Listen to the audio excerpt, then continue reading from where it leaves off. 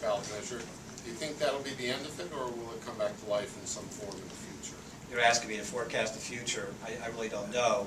The only issue that's on the ballot is issue 3. So we are, it's on the ballot. That's the one we're dealing with, and certainly things can come back and come back and come back.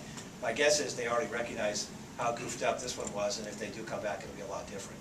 Will you guys be advocating for the proposal put forward by the legislature to the kind of anti-monopoly cartel proposal? Will you be advocating for that in any way? There'll be some people here that are, and some people here that are mainly going to focus on issue 3 because that's really what they're concerned about.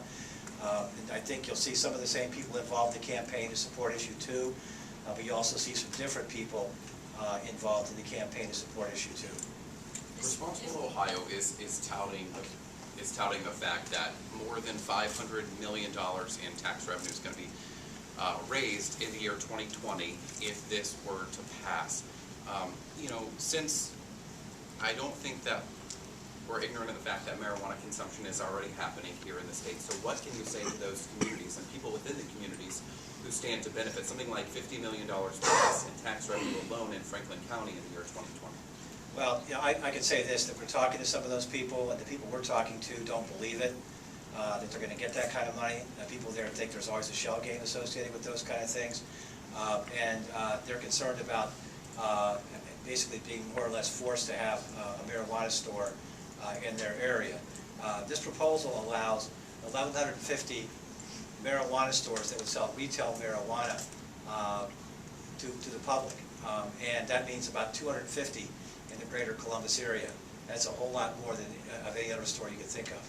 But to follow up on that, though, if marijuana consumption is already happening on the black market, all that it'll still happen on the black market, because when you have a situation which this one allows, with basically every Ohio couple can have more than a pound of dope in their house legally, and I guarantee you that some of that's going to be sold to people on the black market. So this was not done to stop the black market. This was done to line the pockets of rich investors who put the proposal together. Read the prospectus that they raised their money from to do the campaign. Laura?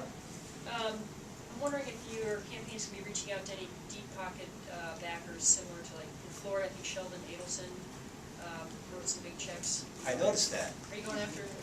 As far as I know, we haven't talked to him, but maybe somebody will. Somebody maybe like.